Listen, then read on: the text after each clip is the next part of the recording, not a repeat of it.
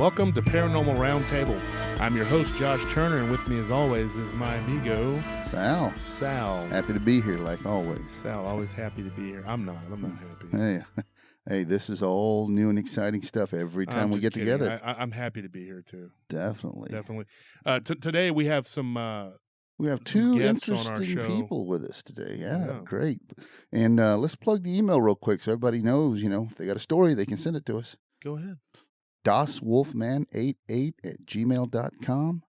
And we have our other email address, wolfandsal@gmail.com. Send us your stories. We want to hear them. We want to tell them. And of course, like, subscribe, and tell your friends.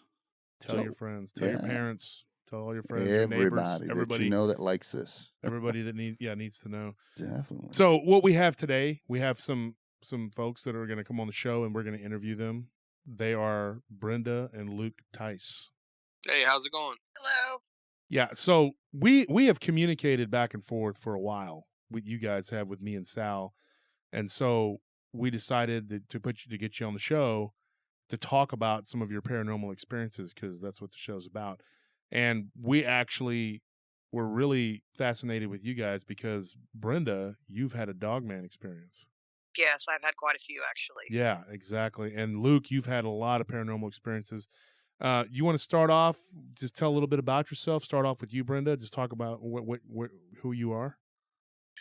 Yes, I am 32 years old. I'm a mother of two. I've been married to my husband for almost 10 years. I've known him since I was 12, which is kind of funny. That's just about it. Yeah, I'm a stay-at-home mom. My husband works, and I take care of my daughter and my son, and just be a housewife, basically. Yeah, nothing wrong with that. Nothing at all. And Luke, what about you? Yeah, man, I'm 31. Originally from Mississippi. Moved over here when I was about 10. Been in this area ever since, and I drive 18-wheelers pretty much. Awesome.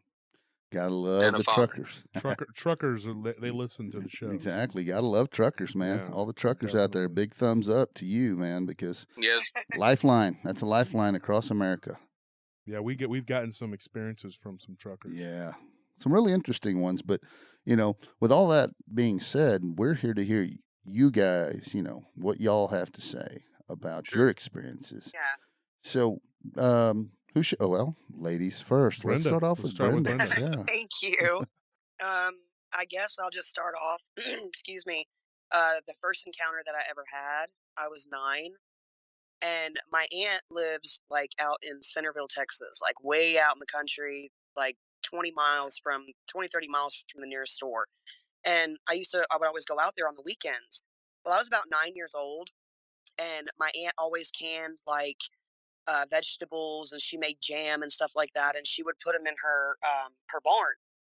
And one night I woke up because I heard something rubbing on the side of the house, and it really freaked me out. So I went and got my aunt up, and my aunt told me, she was like, "Oh, it's just that haint. You know what a haint is? That's what they call them out here." Yes, ma'am. Out there running around. And I was like, I didn't know what she was talking about, so I went back to bed. Well, the next day we went out to the barn, and something had been in there smashing all of the jars and stuff, and there were huge dog prints, like bigger than my hand. And my aunt was just like, "Oh, don't worry about that. It's not going to bother you as long as you don't go outside at night." But yeah, like the weekends that I would go, I would sleep in that, the spare bedroom, and I would hear something rubbing on the side of the house. And then, a few years later, my aunt and my uncle got rid of all of their cattle because their cattle started coming up missing, and they just didn't have the money to keep replacing them. Yeah, that's an Yeah, expensive so endeavor with cattle, yeah, my especially uncle beef said cattle. that he saw some crazy stuff out there, and it's really expensive with cattle. Like I said, you can't keep replacing them. That's what, like $1,000 a piece. I mean, Yes, come on ma'am. now. Wait, so your uncle, what did he ever tell you anything, like what these experiences were? Well, is what my uncle does is for all the people that live in that community out there, because they probably live maybe like a mile apart in the country, and he welds all their fences and stuff. Like he builds fences and things, Mm-hmm. and he goes to work at like 5 o'clock in the morning, and he gets off when it gets dark. So he told me, that he's seen things walking across pastures, and he never told me what they were. Mm. But as a child, things walking across the pastures and stuff, and they always told me, do not go outside after 5 o'clock. And I would always wonder, why can't I go outside and play? It's dusk, it's a little dark, but they would always make me stay in the house, me and my cousin, their granddaughter.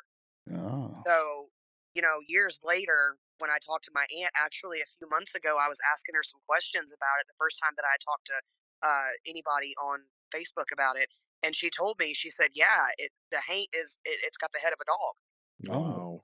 Well, see, that's really interesting because most of the time when people think about the haint, It's a depend ghost. well, to some it's a ghost, but the people that I know further east, in the South, you get into Mississippi, you get into Hmm. Arkansas, those places, a lot of people refer to the haint as it's basically their word for a booger or a Sasquatch. Exactly. But the haint with a dog's head, now that's really interesting. I've heard haint in different terms. Yeah, Uh, Yeah. there I've were always some people yeah. that lived outside of Taylor. They were black, and one of my really good friends that I Uh-huh. grew up with actually, and they were very country, and we go out there and Mhm. spotlight animals. We were supposed to do that, but it was coons, Yeah. Oh my raccoons.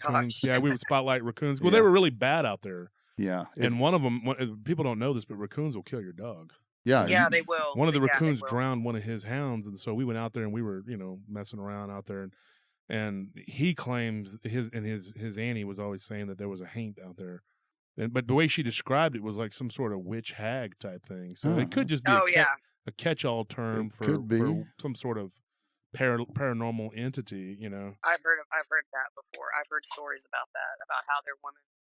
Yeah, you know what's weird, Brenda? I'll say this: you struck a chord with me when you said that they didn't let you go out after 5 o'clock, because there was a friend of mine that years ago when I was working at the club, I'm talking like probably 20 years ago, she lived outside of Blanco, almost close to the area where there was some other stuff that I got an investigation from years later. But I didn't know why. They never did say, but when we were outside and it started to get dark, and they had this really nice wraparound porch in an old house. It was out near the Blanco. It was out near the river, and once it started getting dark, then they were like, "Well, time to go inside." And Yeah. she was like, "Yeah, we don't go out after dark." Her aunt said that, and I was like, "Okay." And I actually mentioned that on that story about the Hernandez Ranch. Yeah, I because- was about to say that Blanco area. I mean, you get around that Blanco area. You told a story about the Hernandez Ranch on Vic's show, and but it wasn't in Blanco though. no, But it was it was in that out in that corridor, area. that whole Yeah. corridor. Yeah. And we've said it before. I mean, think about a dogman covering 50 miles in one night. That's nothing. Yeah, that's nothing to them. They have a big stride. Exactly. Let's get back to you, though, Yeah, Brenda. Let's yeah, go ahead. Let's definitely. go ahead and Oh, before we get started, I just want to say, folks, if you look on the map where Centerville, Texas is, it's along Interstate 45. Yes, it Mhm. is. East of that, it gets heavily Thick. wooded out there. the big thicket. It leads all That's into where, that. and that's where my aunt lives. She lives east of 45. There you Yeah, go. I was just up there in the Yeah, summer. she lives. I think it's called 84. That the road that the highway kind of. Yeah, I'm there's not for there's a road sure. that heads out that way. Yeah, I've traveled Yeah. that area before, and it's like I said, it gets thick, I was there real last thick. It's summer. pretty I thick went through out there. there. Yeah. So please continue on with your encounters. After that, it just continued. Like through the years, I got used to it at my aunt's house, so I really didn't worry about it. It didn't bother me. I wasn't scared because, like I said, I didn't know what it was, and my aunt just didn't let me go outside and just told me not to worry about it. So years passed, and I was with my son's biological father, and we went hunting in Beaumont. And my son was, I think he was 2 months old, and we went hunting in Beaumont. Well, we left at like 4 o'clock in the morning. Sorry about that truck; it's really annoying. um, we went hunting at like 4 o'clock in the morning, and we were in a deer blind, like the ones that are on the ground, like a pop up. Mhm. Yes. And all of a sudden, we heard like this enormous roar, like it was uncanny of what it was. And I had my 243, and he had his 270, which really wouldn't have done anything anyways. But we heard this tremendous roar, and then we heard all these branches and stuff breaking. And he told me, he was like, "That's probably just a bull." Well, the people that owned the property didn't have cattle, so that was that one. And I just brushed it off because I didn't know about any of this stuff until me and my husband got together. So, anyways, after that, I didn't have one for a long time. the one that I actually saw the first time, we were in our duplex in town, an urban area, and it was like, once again, like 3:30, 3:45 in the morning. And I went outside to smoke a cigarette and I was sitting on my porch and I looked over towards the neighbor's car and I saw these two ears through the back door, like the back window, and they were hairy. And I was like, what is that? And me and my husband had just started listening to y'all's show, and the ears like turned like it was looking at me. And then it came up, and when it came up, I saw the top of its head, and I dropped my cigarette and my phone and everything. And well, yeah, we were listening to Vic's show. I'm sorry. And I dropped all of my stuff, and I ran in the house, and I slammed the door, and I locked it, and I got my husband up. I've never been that scared in my life. Like, I turned white. My husband was freaking out because I basically had a panic attack. So I started looking out of our sliding glass door in our bedroom, and it was walking in front of my lattice. Oh, wow. That's what I didn't see the full body of it, but I saw its feet and its ears like poke out on the side of the lattice. And I closed the curtains and I ran to my bathroom and I locked myself in the bathroom because I was that scared. And yes, once again, we're Southern, we're country, we've got guns, So once again, I took my shotgun in the bathroom with me and I made my daughter go in the bathroom with me because I was literally petrified. I mean, I'd never seen anything like that, so it didn't register in my mind when I first saw it. Wow. I Yeah. don't blame you for doing what you did. I mean, I would have done the same thing. It's just so at that moment when you saw this thing and you took back off and everything else, and you were in the bathroom, you had your daughter in there, of course, shotgun. Hopefully it's Yeah. 12 gauge, right? Was it a 12 gauge? Of course, 12 gauge buckshot, steel shot. I keep that in my gun. So Right. that's a good one. So what Yep. was? I can only imagine. I mean, what was going through your mind at that point in time? I didn't know. I mean, I didn't know what it was. I was like, what the heck am I looking at? I was like, this is not normal. This is not supposed to be real, Yeah. Like this is not supposed to be alive. This thing, to me, it was just like demonic. It was very evil looking. Yeah, they can be evil looking, believe me. Yes, my husband was in the bedroom looking out the window to make sure it was gone. Like it left. And I've heard stories about these things going into town at night when people are asleep, hiding and walking around and stuff. And You I know, was just like, this is really interesting because I'm sorry. we've heard the same thing ourselves, and we've read reports, and I do more than Wolf does. I listen to a lot of videos, people's encounters, but Wolf's encounter when he told me his was, I'm putting myself in this position. We checked out the location. We retraced it. Yeah, and it was amazing. When he said from the time he saw it to the time he ran over to his friend's house that was like Oh my not gosh. even a block away, and he's about 20 feet from the front door, and he turns around and that thing is standing over there Standing by the right there. by Oh the no. fence. How fast that thing Yeah, it got got over there there. quick. Yeah. They move so It moves fast. so It's fast. just uncanny how fast they move. Yeah, and when you see it, because like you, I had heard stories.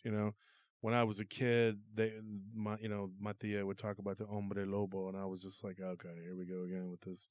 To me, I just thought it was nonsense. Yeah, I mean, it's I'll be real honest. Like, I thought it was like the hairy hand, the La Llorona. I thought or it was El Cucuy. El Cucuy. It's all the same. La Chusa. Yeah, the bird whistles at you. Blah blah blah. Mm-hmm. But Oh then, yeah, I've heard about that. yeah, I mean, in Texas, but when I saw it with my own eyes, that's when the reality sets in that like Yeah. everything's going through your mind too. Like, is this real? First of all, then you're like, okay, it is real. And then the whole spectrum of emotions, and you finally just accept it. And then you're like, if that's real, then that means that all this other stuff could be real. Exactly. And so then you're When I just saw like it, I hit thought with the that same thing. reality. Here comes a train again, guys. I'm Oh, sorry. that's okay. Oh no, it's fine. Hey, I love that sound. We need to move to. You're done. Let us. Well, No, the it's train. okay. The train's not bothering us at all. No, it's not bothering us at all. This is just Okay.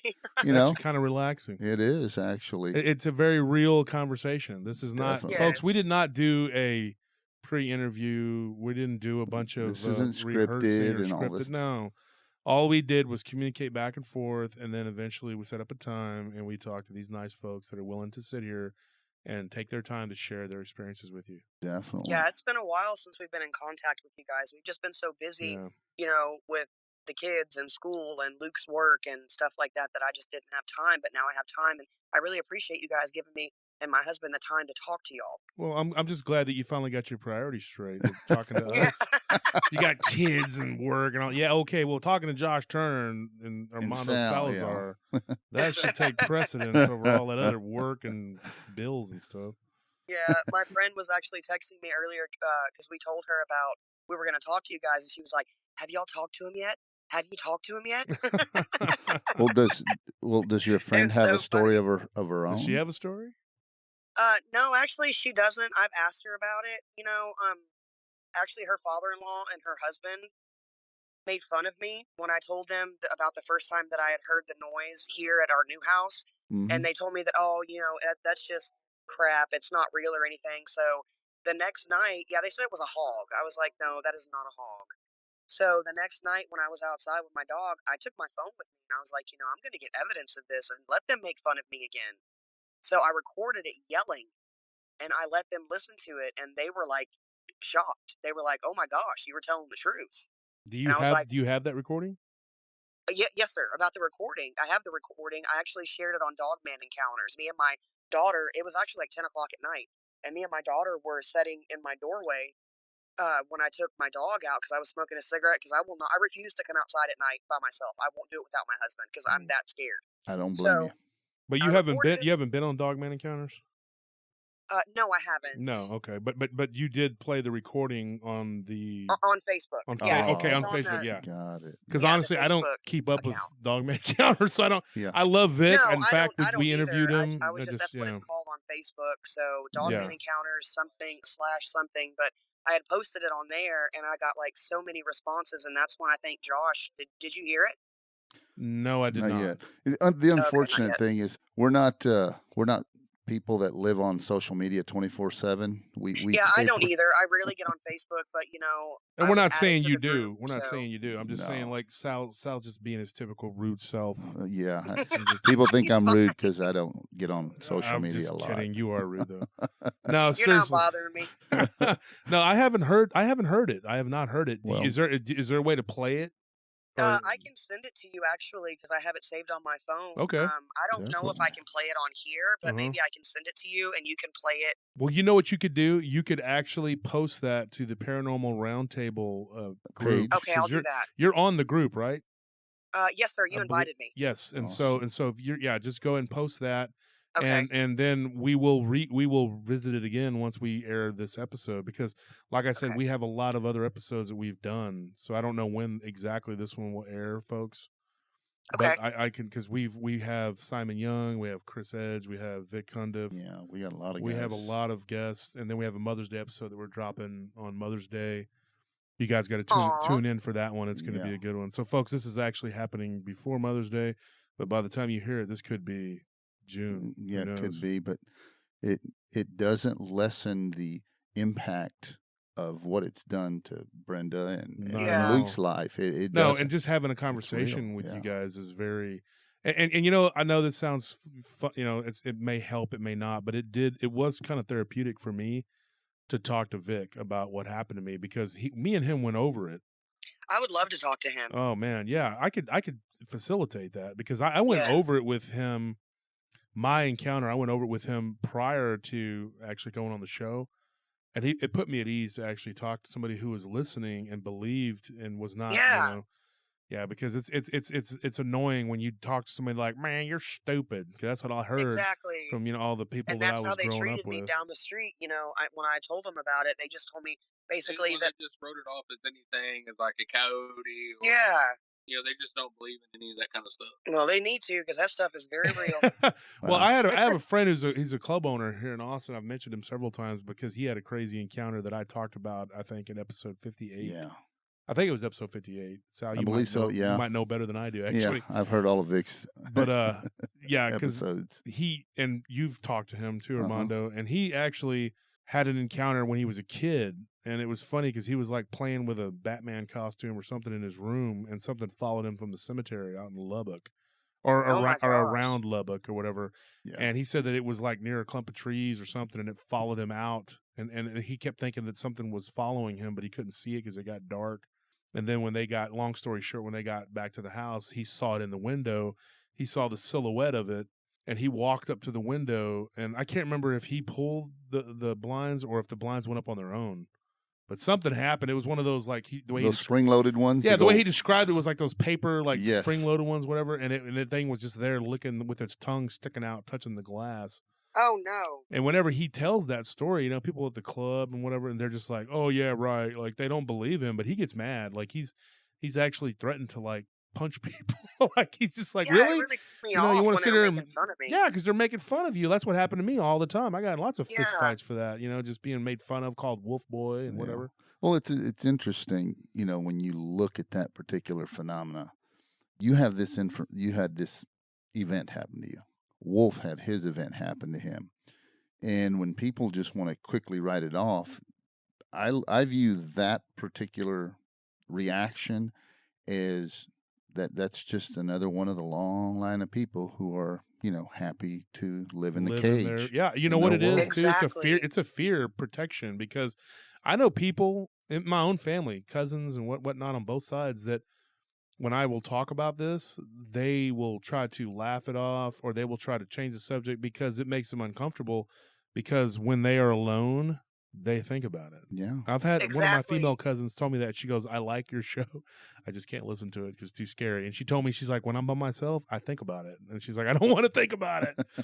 So it's a very uncomfortable thing and it takes people out of a comfort zone that protects them, Yeah. because they want to go out into the woods and hike and hunt and fish and whatever, and ATV and whatever, and not think that there are creatures running around out there that could potentially do something to you. Nobody wants to face that reality. They could have them as And a they're snack. watching you. That's just the scariest thing. Well, Yeah. yeah, and they can see you. Oftentimes, you don't see them.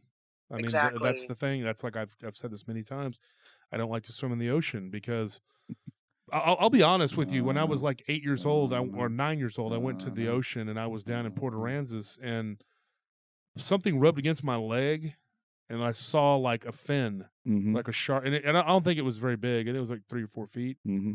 from what No. I saw, but it was definitely a shark. And it was enough for you, huh? Yeah, and then I also saw a jellyfish get really close to me, and so I was just like, you know what, I don't really like this. And ever since then, and it scraped my leg, and it actually like made my leg, like gave it like a scratch, like Right. because the skin's like sandpapery. Yeah, it's very abrasive. And as a kid, I didn't really know exactly, but then I figured out, like I did a lot of research, because I was a book nerd, but I figured out that it was a shark because of the sandpapery skin, because I felt it. Mm-hmm. And so I got out of the water because I was pretty far out, like I was almost up to my neck, Mm-hmm. and I was probably, like I said, 8 or 9. I think I was 9 years old. And my dad was even further out. He was trying to get me to swim out to him, and I'm thank goodness I didn't, because whatever that was, May have wanted one of your toes or your foot, maybe. well, you like I said, I couldn't really see it, but it could see me. Yeah, and if it exactly. decided to come back for, because my leg was kind of bleeding at that point, Mhm. Yeah. So Yeah. I don't like the woods anymore. I did until I was 15, and then when I saw that, which actually was in town. That cured you, right? Yeah, and then I didn't want to go. Then I want to go outside. I don't I mean, blame I you. like the woods. Don't get me wrong. I still like the woods. I still like to go hunt and stuff, but I'm more very aware than I was. Oh yeah. Yes, as you should be, as everyone But should be. yeah, but we do more fishing than we do hunting, but we're still extremely aware of our surroundings. So Do you because I know I did a show. I think it was episode 169 or 180, one of the 186, 188, one of those. And there was a guy from Lake Stanford who had one that swam out to them. I don't know if you remember that. oh my Yeah, that gosh, sounds I close to yes, the, sir. I remember that. I heard that. Yeah, that guy was kind of hard to interview too, because he was more preoccupied with what was going on TV, and he was kind of annoyed by me asking questions.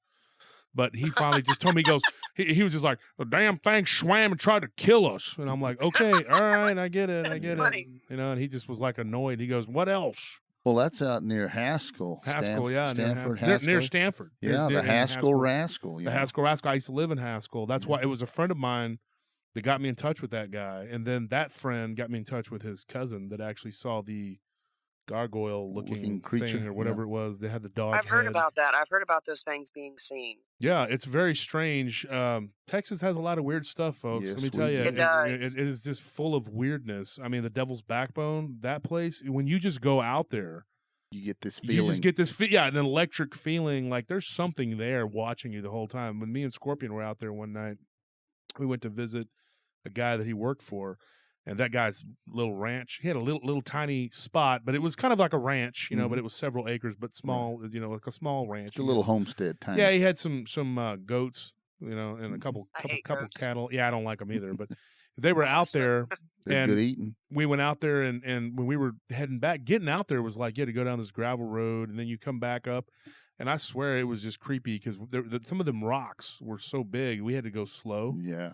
And you could hear something moving along the brush, and he was freaking out. He rolled his window up, and so I scared him. I got real close to the woods, and then we heard like a shriek or something, and then I was like, okay, I need to roll my window up too. I'm telling you, I grew up in the woods, but now knowing what I know and having heard the bazillion stories I've heard.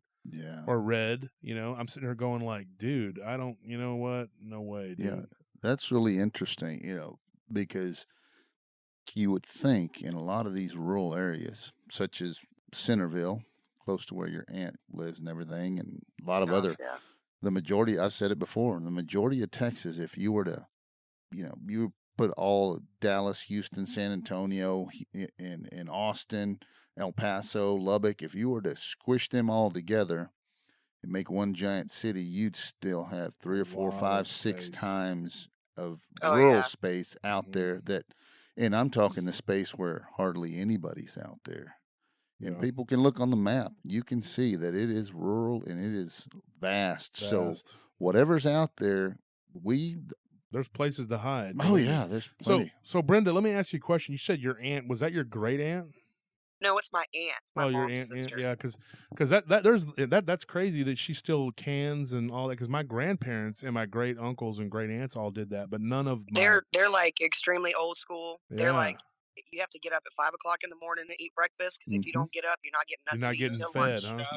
Josh, I attest to this because I witnessed it with you got to be up at about 6 o'clock to eat breakfast. And if you're not up by 6 and about 6:30 it's done, you don't get no breakfast. Same with lunch too, and dinner.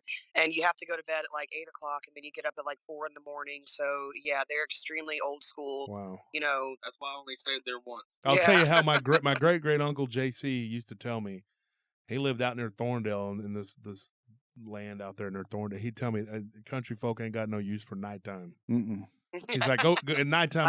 I go to bed. I sit on the porch and I go to bed after I maybe drink his tea, smoke a cigar, and then he'd go to bed. And he's like, I wake up when the cock crows. He gets up, time to do his labors, and he's like, country folk ain't got no use for no nighttime. Exactly. And his brother used the same way. He used to say that nothing good happens at night. If you're out there in the country, Yeah, that's my dad's parents were like that. And here's just to give you a little bit of perspective. My dad was the baby of his family. He was born in 1941. His dad was born in 1900, and his mother was born in 1902. So, dang. Yeah. So, but sure as anything, by the time it got dark, they were ready to go to bed. Yeah. And as soon as the crack of dawn, they were already up and running around and doing whatever they needed to do. And then my granddad head out to the field. So I totally understand that. Getting stuff ready, getting stuff done during the day, because they didn't want to be outside at night. No, they didn't. Out there in the country, which I don't blame them. Mm-hmm. Yeah, there was nothing for them to do out there at night. I mean, me, I'm the opposite. I'm a night owl because of the nature of my business. Yeah, so security. I'm up at night. Yeah, security business gives you the strangest hours. Yeah, out I have a partner. And he does all the daytime, and then he's in bed by 11 o'clock. And then from 11 o'clock until the morning, anything goes on, I deal with it. Yeah. So that's kind of like, I've done that for 12 years. So that's kind of how it is. And so I'm up at night. So because if something happens and we have a post unmanned, I may be the last line. I may have to go in. You never know. Exactly. My brother does security work, so I totally get it. Yeah. It's good stuff. Well, there was some guy that was trolling us on I think it was on Venomous Friend, one of those shows, and he said something like, how does being a security guard give you any credibility? And I'm like, running a security company gives you a lot of credibility because you got 1 million people that work out at night that can tell you all kinds of weird, Exactly. creepy stuff because that's when it happens. Yeah. Well, I mean, it makes sense when you think about it. It's logical. If most human beings are asleep at night versus what's awake, That's when everything's know, going to be roaming yeah, around. whenever For this, real. that Yeah, all For makes real, I've right? always sense. thought of it that way. Yeah, Yeah. most people are in bed or tucked away in their homes doing whatever. Because they don't And like being seen. You know, yeah, they don't like anybody seeing them. That's why they come out at night when everyone's asleep. The freaks come out at exactly. night. So Brenda, let me let me ask you this.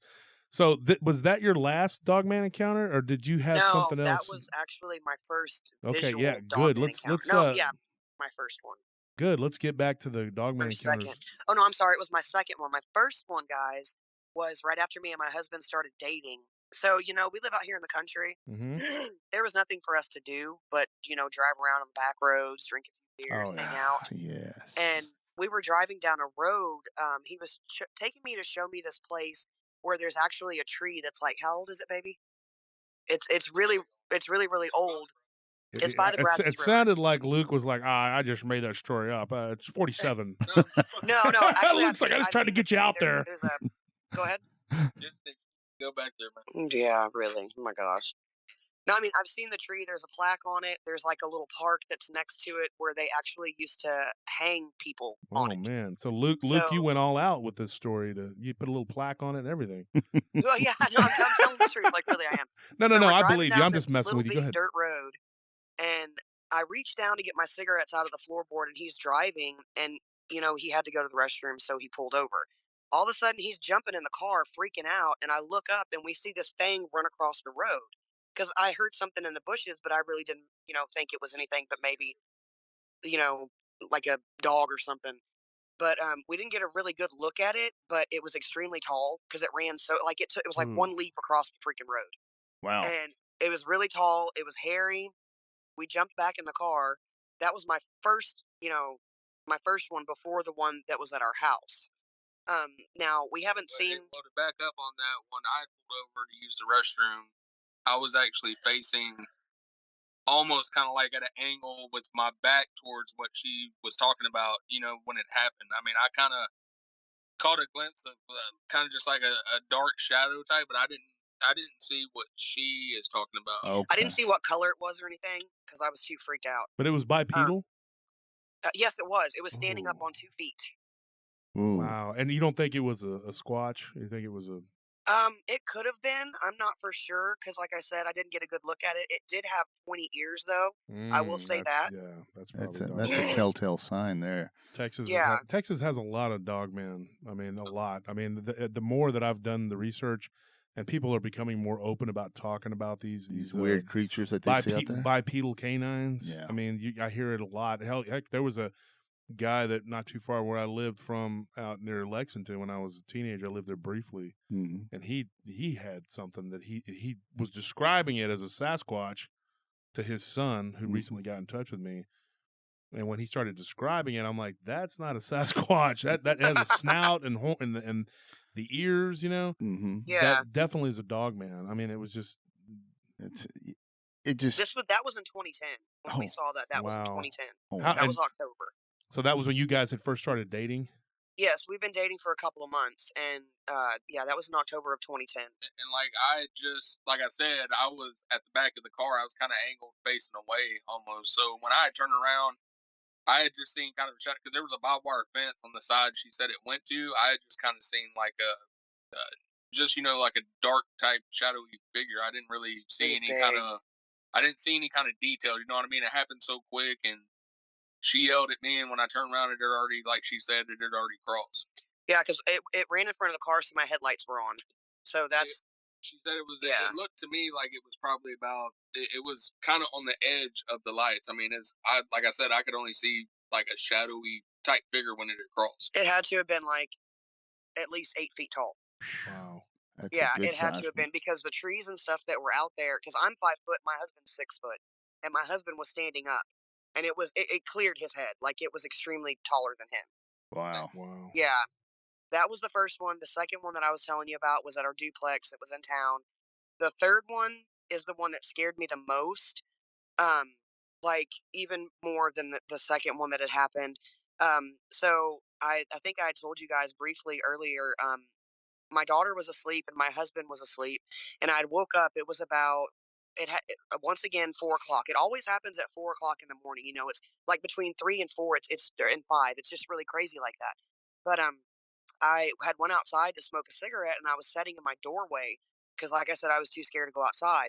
And the house that we lived in had a creek that ran behind it, Mm-hmm. Mhm. and I Google Earthed it, you know, to see where it would go after this encounter, and it went all the way out to the country. So anything could, you know, come up the creek anytime it wanted to at night and be undetected. So I was sitting there and I was smoking a cigarette, looking at my phone, and I looked up and I saw like eye shine and like a black, like shadowy figure in the bushes, probably about 15 feet away from me.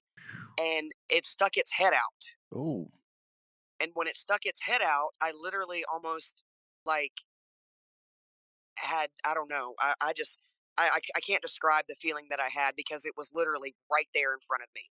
And it was black. It had pointy ears. It had like a German Shepherd shaped head. And I have a German Shepherd, so you know, I know what it looks like. A German Shepherd shaped head, and it was like crouched down. I could see its hand in front of him. He had very long claws. He had human-like hands. He had the way his leg was like pointed out, and he was crouched. It was like a dog's back leg, you know. yes. And I just sat there staring at this thing for like 2 minutes. We both were staring at each other for like 2 minutes. Oh my God. And once again, you know, because every time I come outside, I have my gun with me. So I had it setting by the door. And, you know, it gives me a little bit more security when I have that, even though I know it's not going to do anything. But I went to stand up, and when I did, it stood up. And the bushes had to have been, yeah, they were probably about 6 feet tall. And his head was on top of the bushes. And like I said, from my porch light that I could see, he was solid black. And I've heard this before. I've heard people describe them before as looking like the werewolf from Van Helsing, you know? Mhm. He Mm-hmm. looked like that. And that's what scared me the most. You know, this first and second one, and then all the stuff that I've been through, you know, when I was a child. Um, it just all came flooding back to me. I got goosebumps. I got so scared that I threw up. Like I literally threw up when I ran in the house. I slammed the door, I locked it. I told my husband. My husband went and looked out the window. He said he saw the shadowy figure standing there, and he got scared too because this thing was huge, man. Like I don't even know how big it was, but it was huge. That's all I can say. Wow. What color was it? Black. It was solid black. Black, yeah. Yeah. Did you get a side profile view or was it a straight frontal? Yeah. Well, it turned when I stood up to go in the house. It Mhm. turned sideways, like didn't. Yeah, it turned towards the creek, and its head was so big, like its nose, you know, its snout was like protruding, like it was like predominant, and I knew exactly what it was when I saw it, and I'm getting goosebumps right now thinking about it. It gets me upset talking about it because I was that scared. Um, I don't know, guys. I don't like thinking about it either because it does scare the shit out of me. Excuse my language, but it does. Even thinking about it, I don't like thinking about it. I don't blame you. It's just being that close to something that big Yeah. and knowing, just looking at it, knowing what weapons and all this, power it brings to a fight, for lack of better words. Yeah, Yeah. that's enough to, make just about anybody turn tail and run and say, I'm going in the house. So we Well, I don't mean, blame you you. know, before I saw it, we were listening to shows and stuff on our phones and on YouTube, and I heard about this Land Between the Lakes, the Beast of Land Between the Lakes, where it actually had attacked the family and killed the whole family, Yes. and the mother like literally fought to death. And that's what went through my head when I saw this thing. I was like, I'm not letting this thing come in my house. My daughter's in here. No, it's not going to happen. It's going to have to kill me before it comes in my house. So, you know, after 2 minutes of us staring at each other, and then I slammed the door and it turned sideways, like I said, I was like, no, this is not cool. And then I went and got Luke, like I said, and then he saw the outline of it as it was walking away towards the creek. There's a lot of people too that'll tell you that they don't hurt people, that they won't hurt you. Bull crap. Yeah, bull crap. I can tell you right now, what I saw, I believe 100% was a dog. What they call a dogman, a physical dogman. Yes. And I believe that it was sizing me up. It was going. That fence stopped it. And people will say, well, a fence won't stop it. No, but a fence slows it down. If it was a spirit, it would have just floated through it, right? Or gone through it and just came after me. It stopped. It gave me enough pause. It gave it enough pause to where it was going to, I guess, leap over it or what it was going to do, and gave me time to get inside. Because if that fence wouldn't have been there, I think in my mind, I've replayed this scenario 1,000 times. I can see it. It would have just lunged and it would have probably bit me. I don't know why I think this. This is just something that I've gone through in my head, but I think it would have bit me in the head or the neck area. Had you dead to rights. Yeah, because if it would have if it bites you in that area, it paralyzes you. It puts you down. Because I think that's what it would do. I don't know why. That's what was going through my mind, that it would leap on me and just bite me somewhere and then just quickly incapacitate you, tear my head off, pretty much. Well, just tear the head off. That's what dogs do. Pit bulls and stuff like that. They go for your neck or they go for your head. Yeah, that's just the throat typically. But this thing, it just for some reason I was thinking it would just bite you like on the back of the neck type thing. Maybe decapitate you because the jaws were big enough for it to do that. It just looked like it could crunch you. Of course, me as a 15-year-old is like a third the size I am now because I'm 380 pounds. But I was not, that as big or whatever. I don't say a third of the size. I guess I was about 220. No, so I'm totally off on that. Maybe about half the size because I was a big kid. I was a pretty big kid, but yeah, my husband was too. Yeah, me and Luke actually talked about playing football and stuff, but like I was a big kid, but like this thing. He's got shoulders of a linebacker. He's like 6'1" and. Yeah, I mean, I got huge shoulders. Luke, we've talked about that. Like, I'm a big guy, and Armando can attest to this. I'm 6'4", and I'm built. I'm powerfully built. I mean, but and like once again, I'm not bragging. I'm using it to reference how powerful this thing was. As a 15-year-old, okay, about half the size I am now, maybe a little bit less than half.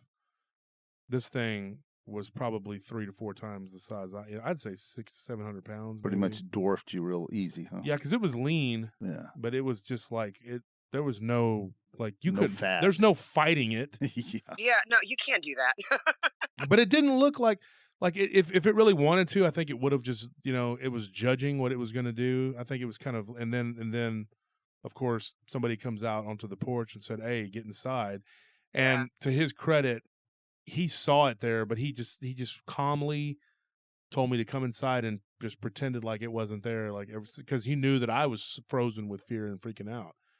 So if he would have come out and been like, "Oh my God, yeah," whatever, I don't know what I would have done. I probably would have just melted, But his calm demeanor got me to come in the house, move.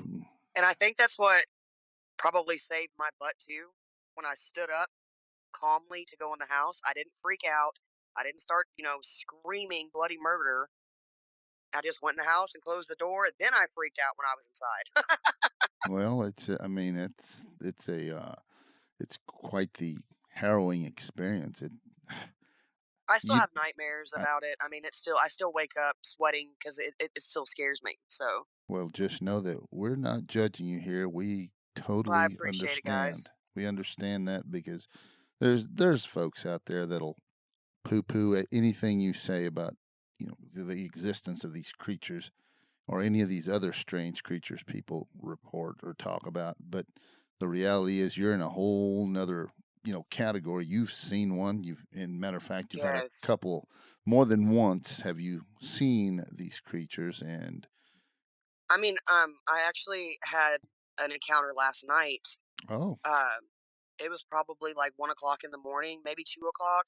And I think it's about 2. My dog, she's house trained. She woke me up to come to the bathroom, and I brought her outside.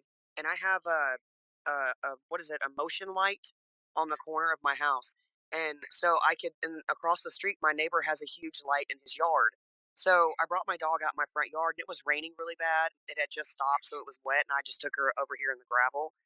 and all of a sudden she stops and she looks intently towards the trees that are at the edge of my property, and she just turns around and bolts towards the front door.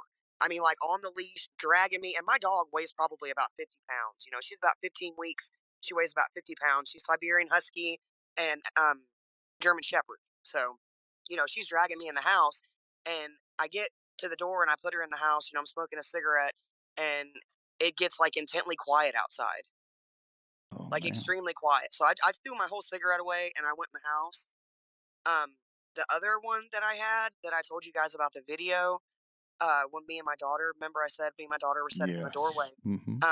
I've actually seen across the street. I've seen a shadowy figure walk through the trees over there under my neighbor's light, and it's not small. It's pretty big. I can't see exactly what it is, if it's a squatch or a dog man, but it's huge. And I think that's the thing that I recorded yelling that night, because it was like, have you guys seen that video that that guy posted on YouTube? He's standing outside and he hears screaming, and then somebody starts shooting, and then it starts screaming intently, like extremely loud, and then takes off running. Yes, I've seen that video. I It haven't. was on It's it was on a Native American You reservation spend a somewhere. lot of time on YouTube, my friend. I This is love all YouTube. research. I listen to Jelly Roll a It's lot. all research. It's like research, General. man. I Reports. guess I need to get on the ball because I'm not a bit. My wife is like to see YouTube this all the time with the prevails of the Darkness Prevails. darkness that prevails. channel. Yeah, I was about to say. Yeah, I like, listen to a lot of Jelly Roll, Upchurch. what is Jelly Roll? Who else? What's Jelly Roll, What's an man. up church? What is that? Upchurch. They're from well, Jelly Roll. He's from. I'm trying to think. I think he's from Alabama. I'm not quite sure, or Georgia, but I know that Upchurch is from Tennessee, and he lives on this place called Ghost Ranch. He bought this ranch. He's like a self-made rapper on YouTube. You know, he's really cool though. He's like a country Southern dude, but he talks about stuff too, like in his videos and stuff that he makes. He'll make vlogs, and he talks about like crazy noises and stuff and shadows and things that he's seen around his property. I've been up in So the Kentucky, Tennessee area where, well, I would say practically the whole state is heavily wooded. I have a good friend of mine that I served with years ago. He's probably the oldest army buddy that I have, and he lives like 30 minutes away from the LBL. And I'm never going to that place. well, Yeah, Not me happening. neither. we've talked about that between him and I, because Who, me and you? no, that army Oh, buddy about of to say, mine. not with me. Yeah, that army buddy of mine. He would say, well, I don't know about all that stuff. He goes, I've never had anything like that. And as much time, we spent out in the field, training exercises, et cetera, he goes, I never ran across anything. And he told me, but there was this one time. And I said, really? And he goes, yeah. He goes, we were out in the field training. And of course, we did time together at Fort Bragg. And then after my time at Fort Bragg. You did time in Fort Bragg? You were in the stockade? No, not the stockade. But there were some days it felt like I never went home, I tell you. But we were both in the 82nd Airborne Division. And after I left and I got transferred over to Germany, he stayed on there with the unit for many, many years. He told me about one time where they were out training, and he said that they were training and they had these guys that had, the air defense artillery guys had a certain particular piece of equipment. I can't remember right off the top of my head what he had. He said, but they had a night sight on it. And he said that the guy was, they have to pull guard all night. This is all part of the training and everything else. So you have guard duty throughout the night. Well, he went over there before, he laid down to get some rest, and he was talking to this guy, and that guy had focused this sight up in a tree. And he was looking around, and he said, yeah, I just wanted to see how this piece of equipment operates. And, he said, because I always like doing that stuff. He says, I like learning all the equipment that I can. So he's looking up in this tree, and there was a big, huge hotspot up in a tree. Oh my gosh. Yeah, he said, I saw a little bit of movement. He goes, but it was up in this tree. You couldn't really make out a lot. But the fact that you had this super hot spot in a tree, looking through that night vision device, and it was actually a thermal. And so he said that's about the creepiest. He goes, and then after that he says, well, I wouldn't doubt it. I wouldn't doubt it at all if it's out there. So it's really, really amazing, when people are out in the woods and they see certain things and how they discount them real easy. And again, I wouldn't say, jump at every little twig Yeah. break or anything like that, but definitely there's just some things out there in certain areas that you can't convince me that it's anything else other than possibly one of these creatures or Sasquatch or whatever. Now, a few years ago, my daughter was probably about a year old. I forgot to tell you guys about this. Um, I gave her a bath and I took her in the bedroom and I was changing her and there was like a hole in our curtain, and this is in Welborn. Yeah, a hole in our blinds.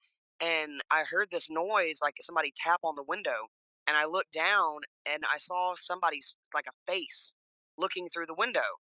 Well, I went and told my husband and his best friend that were there, and the house. How tall is the house? It's like right there. It was a mobile home. Yeah, a mobile home. So it was up probably about 6-7 feet off the ground. Mm-hmm. And so they went outside. They were looking around and stuff, and they didn't see anything. Well, a lot of activity started happening after that. We would have tapping on the windows, and then it would go from one end of the house all the way to the other end of the house, like super fast. And then I went outside to feed the cats one night, and I heard something because my mother-in-law had these big, what is it, canna lilies? They get really tall. And I heard something like walking through them, and I looked over, and it was like a ginormous shadow that like ran across the yard. I didn't go outside and feed my cats again after that. But here, let my husband tell you about that too. Yeah. Luke? Yeah, welcome aboard. I'm go sorry. ahead. Welcome No, you're aboard, good. Luke. Tell us all about it. Well, when that had happened, I just assumed that it was possibly a peeping Tom. I had the sheriff come out twice. As a matter of fact, we had some French doors on the back of the house. It was in the kitchen area, and I had just went and picked up one of my friends because me and him were going to stake outside, all night and try to catch this person because, like my wife said, she was in there. Her and my daughter had just taken a bath, and they went in the bedroom to change. They were both naked, and that's when the tapping happened, and she looked down and she saw the face, and or caught a glimpse of the face, and was freaking out, coming to me. And anyways, my friend thought we were just blowing it all out of proportion or something. Well, the crazy thing was, as soon as we got there, not even probably about 15 minutes after being there, we were standing in the living room talking, which is right by the kitchen, and something tapped on the French doors, like knocked on the deals, and he like looked at me like, he was completely shocked. I was like, dude, I told you. So we ran outside. Behind the house, it sits on an acre. So behind the house, at the very end of the property in the back, there's a creek that runs back there, Mm-hmm. but it doesn't go too far. So we ended up sitting outside, staking out till probably we went out there at like 12 and stayed out there till about 3:30, 4 in the morning. Nothing ever happened. I think we had like maybe a couple more incidents, and that's when I called the sheriff the second time to come out. And he even told me, he was like, hey man, because I told him, I was like, look, I keep guns in my house. I've already come outside, and after the first time it happened, I came outside and I like yelled pretty loud. I was like, hey, whoever you are, you come back around here doing that, you're gonna get shot. And I told the sheriff that, and he totally agreed with me. He's like, look man, somebody comes on your property like that, they're messing with your place, you have every right, to do that. Protect yourself and your family. Exactly. So, Well, like I it's said, it's nothing ever happened. Texas. What's that? It's Texas. Yes. Yeah, exactly. So Texas castle laws. Yeah, you will be shot. There's no. I've told Yeah. people too that have wanted to come out and do research on people's properties and stuff. I'm like, I don't know how it works in your state, But we don't recommend it but here. I don't recommend it here because you will go on to one of these ranchers' properties and they will blow your head Yeah. off. Mm-hmm. Yeah. And what's crazy about the whole situation, Josh and Sal, is there were a few times when it happened when I had one of my friends over, and we would literally go outside. No way a person. He would go out the back door, I'd go out the front. There was no way that someone could have ran off that fast without at least catching a glimpse of him. You know what I mean? Yeah. And I never saw whoever it was. When I ended up putting game cams up after it was all said and done, there was like it stopped. I put some game cams up. I put them to where you couldn't see them. I did it to make sure nobody was watching me putting it up, Mm-hmm. and it just it just stopped. So it was just that was just a whole weird situation. Wow, that's you definitely had one of the two out there, either a Sasquatch or a Dogman. Now, I got one question on that. Well, hold on though. The face. Brenda said it was a face. Was it a human face or? Yes, it looked like a man's face. Okay. So that's Like, not, I know that's it wasn't a Bigfoot. dog man. That's not what it Okay. was. Okay. But it did look like a man's face. Skin, you said, I think. Yeah, it was like kind of tannish skin, that I saw because I had the light on, and then we had another like a floodlight that was on the end of the house, over there. So I could see it. But it was dark. But it was dark outside, but I could see it. I really couldn't make out exactly like the features, but it didn't look normal. Right. That's Well, what, how was it broad? Was it like a big broad face? Yeah, it was. Yeah, yes, sir. It was like a fat face, like. Oh, well, that was me. I'm sorry. Oh, shut up, dude! I didn't know that was y'all. How was I supposed to know? I mean, Oh my gosh! No, I mean not a like heavy a fat set face, face, but like was broad and had a tan probably at that time. oh my gosh! Nah, I'm just messing with you, Brenda. No, seriously. On all seriousness, though, that is freaked out because Yeah. I know that I have gotten reports from people who have seen things like in their window in their bathroom. Sal likes to say that Sasquatch, we're their TV. yeah, we are. But you know what's even crazy though, because and this is gonna sound really funny, kind of like I'm joking, but I'm kind of not. Yeah. They do check out females. Yeah. Male Sasquatches, they do. I mean, Exactly. I And have see, the thing reports is, of I'm them. not trying to cut you off or anything. The thing is, my daughter, like I said, she was almost a year old. So it's easier when a mother can give her kid a bath with her, Yeah, so I yeah. can get a shower too. Save time. Absolutely. And yeah, and I was in the bedroom, and I don't care about me. I mean, crying out loud, I don't give a crap. Yeah. But it alarmed me because my daughter daughter. didn't have her clothes on. Yeah. Mhm. So I didn't know if it was a man. I mean, it scared the crap out of me, but I didn't know if it was a man. But when I looked at it, it was like a wide face, Yeah. And male Sasquatches, they will come and look through windows, and they will, Yeah. watch women. They I do, know that yeah. for a fact. Yeah, actually, I got a couple stories about that. I mean, I haven't really told those yet. Maybe to Sal, we've talked about stuff, but not on the show, just because it's like, I'm like, how do we do that? We're gonna do a Yeah. show about peeping Tom Sasquatches. It's not really. It's not. They're gonna be like, well, these guys have really taken a turn. Yeah. What's going on here? Well, the reality is the reality is this. There's a series of videos, and I'm trying to remember the channel, but it is the story of this Sasquatch named Fox. These ladies grew up I believe in Kentucky, Eastern Kentucky, Eastern They Tennessee. named it? Well, the whole point What? is the grandfather had hit this Sasquatch when it was a youngster.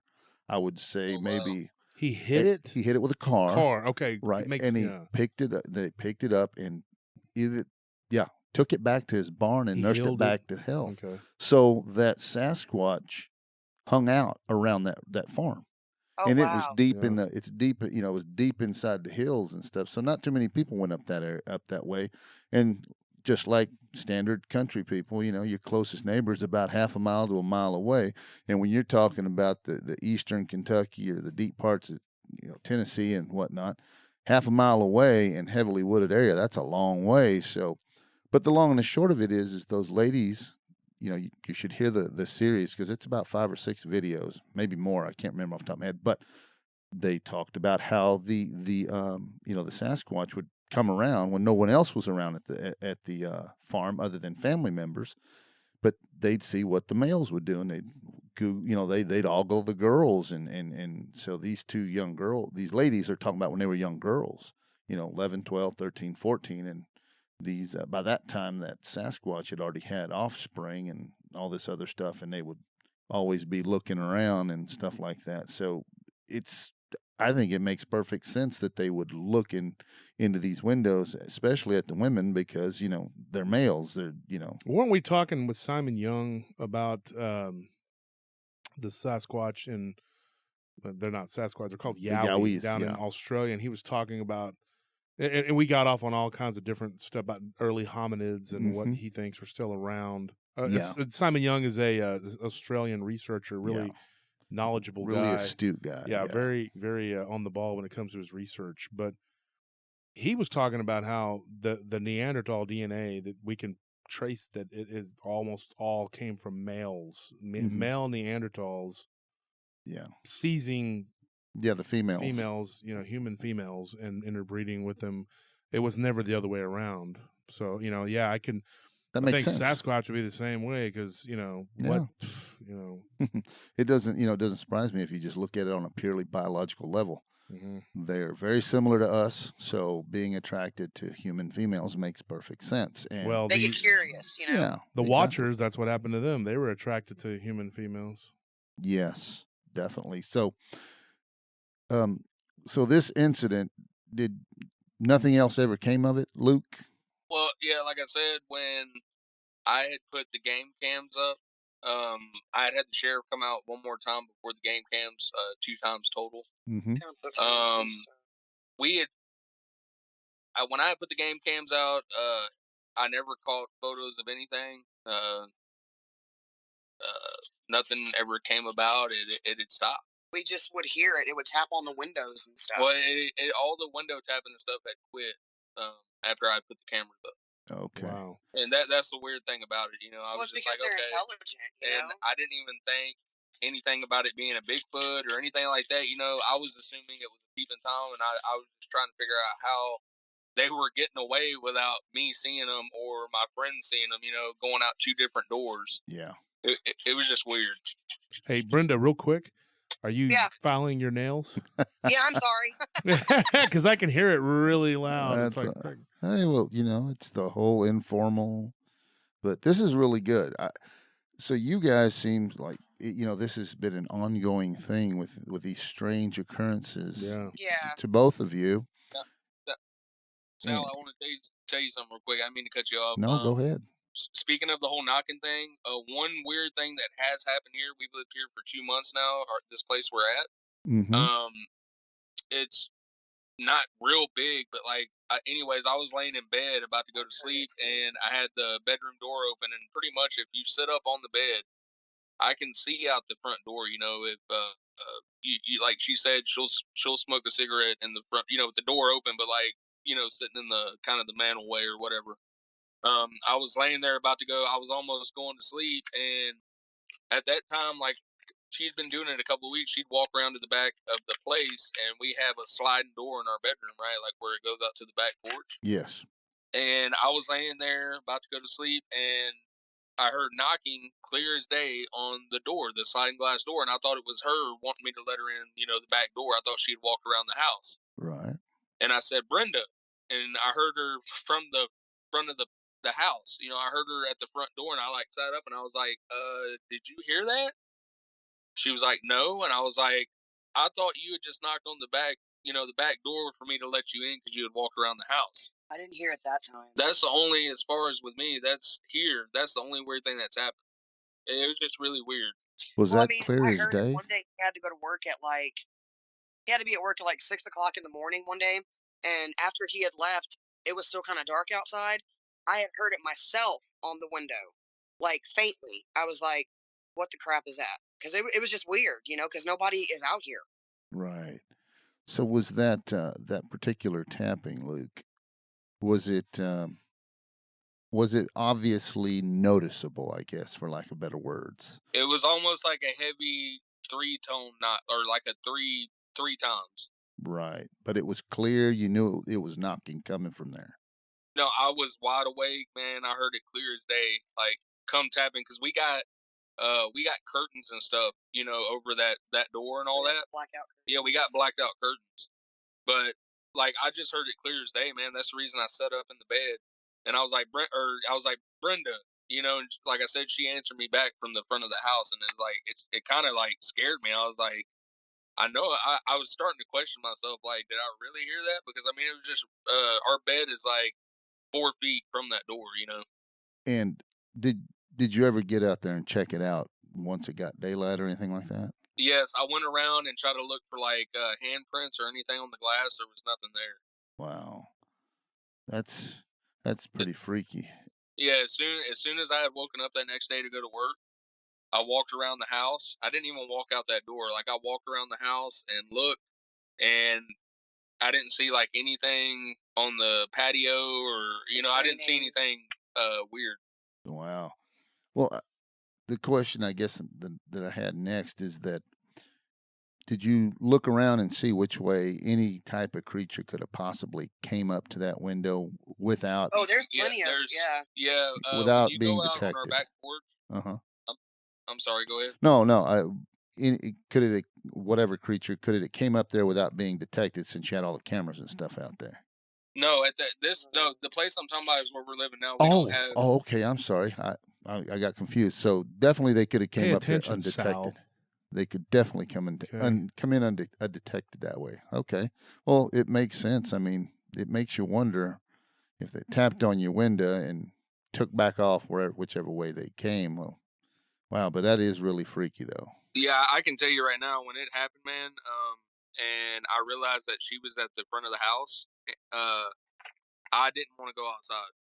I don't blame you. It freaked me out, and Josh says, like, I mean, I'm a big dude. He's probably way bigger than me, but I mean, I'm a pretty big dude, and a lot of stuff doesn't scare me, but something like that happened, and I'm like, okay, that was weird. So I just I try to brush it off, because I'm like, we just moved in here, and I'm like, okay, let's not start having something happening here.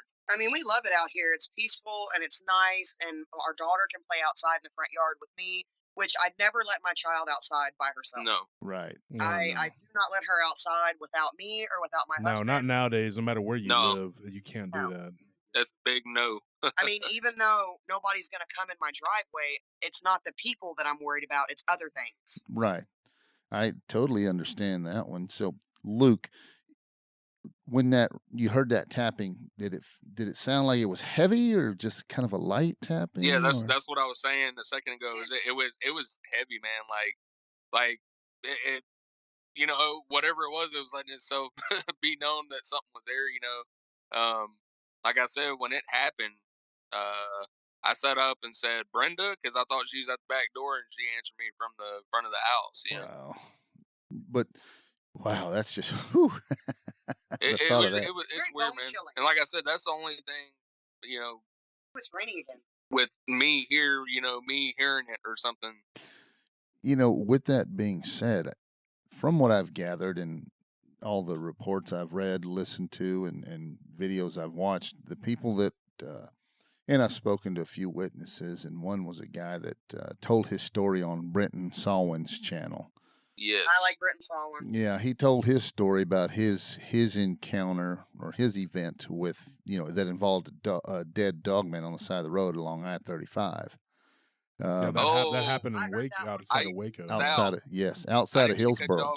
No, go ahead. I used to drive right by that area up there on 35 to go to Dallas. I used to drive and take pieces of parking garages on an 18-wheeler on a flatbed up there. Yeah. I can tell you right now, if a dogman's playing near I-35, it will be struck by a vehicle. Yes. Well, 35 is dangerous. Right. Yeah. Mm-hmm. Well, the point I'm getting at with this is, of course, this gentleman, I spoke to him personally, and he explained to me the size of the dogman and everything else, and it was right outside of Hillsboro, taking I-35 east to get up to Dallas, because if you go west, you end up in Fort Worth, right? Yeah. Well, he told me all about that, but later on after the fact, it came back to, his house got attacked where him and his family followed him. Yeah. He was a Hispanic gentleman, right? Yeah. Jacob was his name? Yeah. And it didn't of course that one was dead, but they think that because they were out looking at it. Yeah, here's what I was getting. The point I was driving at is that many people that have had had dogman encounters, many of them pretty much agree to the hypothesis that once they've seen you, they've marked you, so they'll find you, and it makes sense because your wife Brenda has said that looked shaped like a dog, wolf, whatever you want to call it. So you've got to Exactly. surmise that hey, dogs got way better sense of smell than we What do. if it's some sort of like a bloodline or blood type or something? Right. Well, whatever it is, but either DNA. way, like tracking dogs latch onto a certain scent, and Mm-hmm. they'll forsake all others if they're tracking a certain scent. And I'm thinking, well, these creatures are, displaying human level intelligence. So if you've seen them, they'll remember your smell, sight and smell, remember, and then. Right. And for whatever reason beyond that, why they would want to keep you in their memory bank, that's a pure speculation there. We could talk about that for days. Could but be something if we go back by what you said about the cynocephaly, yeah. and we've talked about that in many interviews, some that haven't been released yet. But Mm-hmm. what if that is the case? What if it's a learned behavior, ancestral memory that they used to do to keep themselves secret or safe? Yes, to keep Right. tabs on the people that have seen them, in order if they have to if they have to shut them up. Well, they Not know trying where to go. scare you, Brenda, Not but your either, life but- is in jeopardy. Okay? No, yeah, But that's the thing. That's the thing. And the gentleman Jacob himself told me, he goes, yeah. After I had that particular event happen to me, he goes, everywhere I go, and he goes out and he investigates and does all this stuff because it spurred him to do that. That's just that kicked Didn't it his off. brother have some stuff happening too, like at their house? Like, Well, that was later on after they had that event. His you brothers spoke were to there. this guy, right? Yeah, but I spoke to you Jacob. talked to him, And but he said that every time he'd ever been out, he'd been up to Honaby to the Bigfoot festival they have up there in Oklahoma and all this stuff. And he said when he was out there, he came across what looked like in pictures. He didn't see it like he saw that dead one on the side of the road. He didn't see that, but pictures he was taking when he was on trail hikes and everything. Never letting his wife and his child out of his sight. And he was taking pictures, and then he showed me a picture where there was this entity that looked like a Dogman, out behind a tree. wow. So that is coming Now, from him. He you- says the Tices wouldn't know this, but we talk about this with Vic on the interview we did with him. But how would I call it, Brenda? Just say Brenda. and Oh, no, Luke? you're No, fine, you're you're fine. I love it. I love Okay. it. You're fine. But you guys wouldn't know because but we did an interview with Vic just a couple days ago. But when we were talking, we talked about the pictures that we had that me and you have seen from a Yes. woman from Minnesota. Now I'll tell you this because we're just having a conversation here. But I had some pictures and I showed Sal. Mm-hmm. I'm not at liberty to Get any more details than display that. them or give them out, But this woman was quite concerned, and she sent me some photos. We still can't figure it out. I mean, it is weird. They are weird-looking creatures. This does look very similar to the one that I saw, but smaller. I would say that this one's probably like maybe a foot smaller from what I could see. But you can see it like over, I wouldn't say a foot. I'd say probably half a foot at least. It doesn't look quite as large. Not the head wasn't as large, but He's the got a big the old mouth the mouth. mouth is wide open. Oh wow. Okay, and I showed Sal this, and I was like, Yeah. "Look at this." Okay, this thing was a monster. Like you could see the mouth was wide open. The one that I saw didn't open its mouth that wide, but the one that I saw, the head was bigger, and I'd say at least half a foot taller. Oh, But this wow. thing is over a fence, a privacy fence, and you can look at this thing and see the shoulders coming off of it. It doesn't look like a wolf. It doesn't look like a dog, but it looks like a werewolf yeah. type creature. Something. I mean, and it's clear as day that it is not a made up picture. It's not a Photoshop. The woman that sent it to me was elderly. She was like 66 years old. So it's not like she was like, I don't know who she would have gotten to do that. but Yeah. Right. she lived alone. She was a widow. And so it was like, this thing was like in her backyard several times. And she snapped some photos. Mm-hmm. And one of them was with its mouth wide open. And what do you think it looks like, Sal? I mean, you said you saw the picture of the Dogman behind the tree that Well, Jacob. Yeah. But How it does was it stack up to that? I mean, the only thing the only thing that I would definitely see is sticks out obvious when you compare the two pictures is the one that Jacob took was off at a distance, so you had to zoom the picture in, but the ears were prominent, sticking straight up off the top of the head. And that picture with the lady, the elderly lady that sent you that picture, when I looked at that picture, that was one of the first things, apart from the mouth being wide open, the first thing that caught my attention was the 2 ears just perked straight up. The ears really freak me out. Like Yeah, the the pointy ears. ears, you know that. So that to me, that's the only reason I believe, I put a lot more stock in when he said that when you've seen one of these creatures, you're pretty much marked. I wouldn't take that anything other than just they know who you are. So the whole point of it is if you're always cautious of your surroundings and, maintain a good situational awareness about you at all times, I'm thinking you'll be all right because so far it doesn't sound like you've done anything to provoke them. No, I try to, steer clear. Like if I see something like I did when I saw them, I very calmly go in the house. I don't freak out until I get in the house. Yeah. But I just, I try to keep the situation under control to where I didn't give them any reason to, how do I say it? Maybe they feed off fear. Yeah. I didn't give them any reason to think that I was scared of them. Yes. When I was looking at it, especially the one that was looking at me through the bushes, I had a calm demeanor about myself because, I'd listened to videos and stuff before, and I've heard people say, do not run. So I didn't run. I just got up calmly, and then I shut the door. And I think if you give them a reason, like if they feel threatened or, if they think that you're going to try to, I didn't even show up my gun. Like I didn't even let it see my gun because it was on the inside of the door. But they know what guns are too. They're extremely smart. And I think that if I would have given it a reason to be provoked, then I would have been up creek, Yeah. Well, it's like that gentleman that we interviewed, Wolf, Ernest. Yeah. He talked about the gentleman had an encounter and out on a property. And multiple encounters. Yeah, but the one we didn't even scratch the surface because we haven't talked about it on this show. No, we haven't. We did it on episode 247. I think So, I was on Vic's show. Yeah, and that particular gentleman, Ernest is not his real name, but he wants to stay anonymous. But Ernest, that gentleman, he's according to what he told us, he said he's had over 40 encounters. I thought he said 30. Well, I guess once you get past 10, what does it matter? Yeah, really? it doesn't matter. So he's had more than I have. Yeah, thank and goodness for that. I haven't had the benefit. But that particular one he was talking about, remember when he said that they were doing construction work on that one house that was away from the ranch house, and then he started walking back to get a lighter for one of his I told that workers. Story on Vic's show. Yeah, that's the one I told. And he had a pistol on him. And he had many other encounters, but I just told that one on Vic's show. Well, that one gets my attention because as Brenda was saying, that they're very smart.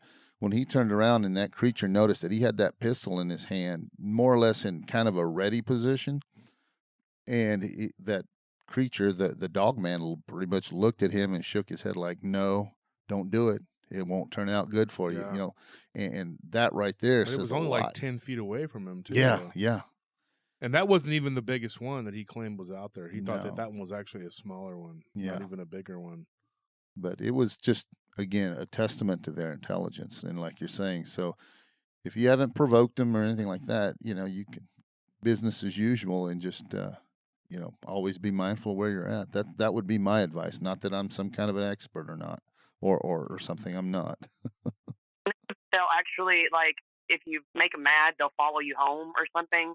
I've heard so many stories. I've researched them a lot actually online. Me and my husband both have.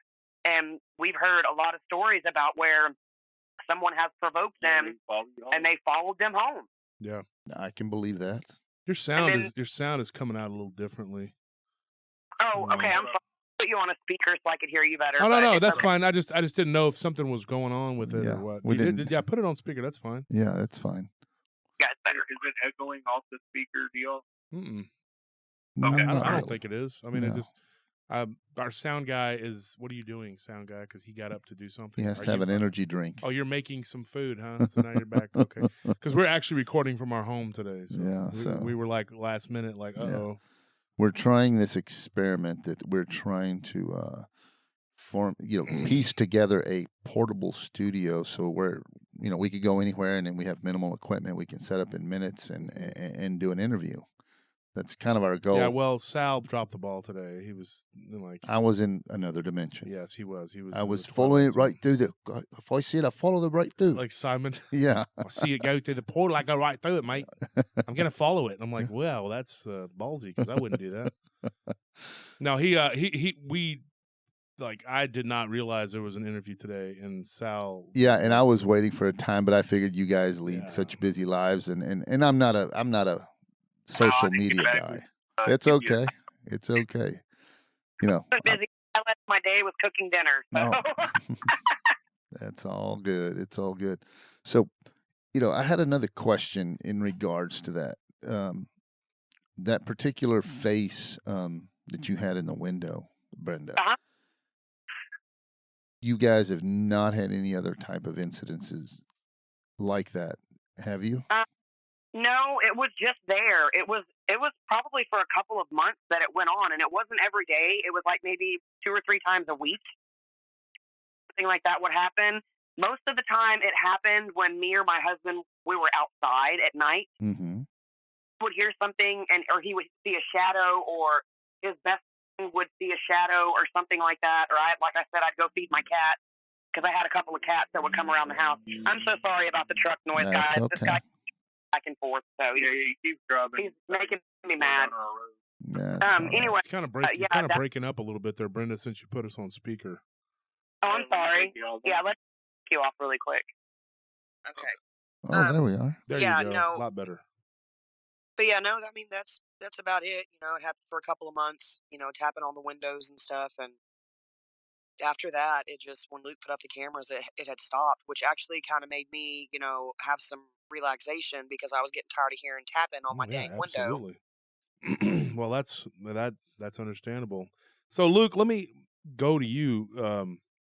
What All right. you wanted to talk about your paranormal experiences that you had in this Yeah. house that you guys were living in, and you also said that you had some experiences from when you were younger. But let's get into like the house because that was going on simultaneously with some of this. Yeah. So let's talk about the paranormal aspect of it, and I don't mean like this other stuff wasn't paranormal. I just mean let's talk about what you were seeing, like shadows.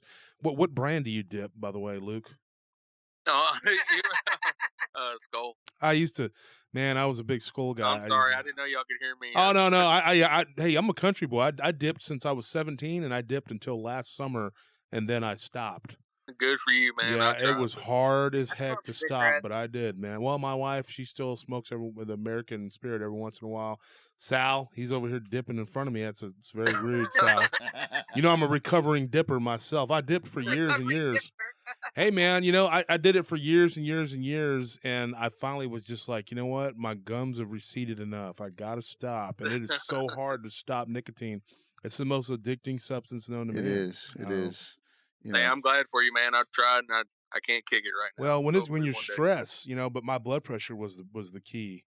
Yeah. My blood pressure was just out of control, and of course I got hospitalized. But Yeah, I remember you talking about that on one of the shows. big problem, Yeah. I had to get it. I had to get rid of it. I had to stop dipping. I had to change my diet, lower the salt intake. Yeah, I know what you mean. I quit for a while, but whenever I quit, I ate all the time, and I ballooned up to about 275, 280 around there, and that to me, I said I don't like to be eating all the time, and eat your meals, and that's good. But sometimes when you get bored, all you do is boredom. eat. That's Yeah. that's what it was for Yeah, me. you wanna Yeah. I'd be out on Hey, post Josh. working, and I'd be eating. Hey Josh. Yeah, what's going on? Real quick, I was just gonna tell you, not to interrupt you. Your voice sounds exactly like my brother's, my big brother. Wow, he must be a great guy. He is. He's awesome. Y'all sound a lot alike. Well, everybody Um, thinks I sound like D. Doss too, and the first thing that D said when we got on his show was like, "People say we sound alike," and I'm like, "Well, I like to think we sound different because everybody wants to be a little bit different, Yeah. Right. So let's get into these encounters with you. Yeah. Luke. Yeah. I've Tell been us what- dying to hear that. Yeah. That house we were living in over there, when Brenda had seen that Dogman out there in the bushes. Mm-hmm. When we had first went to look at this place, we already kind of had a feeling. It was just like it wasn't a very good feeling. It was the old man showing it to us, and I was just like, at the time we had no choice, you know, like we were having to move out pretty quick and get another place. Our lease was up, and you know, and up here it's really hard to find a place. You know, there's people looking for places all the time. So we took it. It was actually a cottage, and Loved it at first. it was all right at first. Probably about the first month maybe that we lived there, nothing really went on, but our kids started acting weird. They didn't want to be in a room by themselves. My youngest one, my daughter, she refused to play even in her room by herself. She wanted to be in the same room as us. She would say there's this black figure with red eyes, you know, and it mainly in the evening times.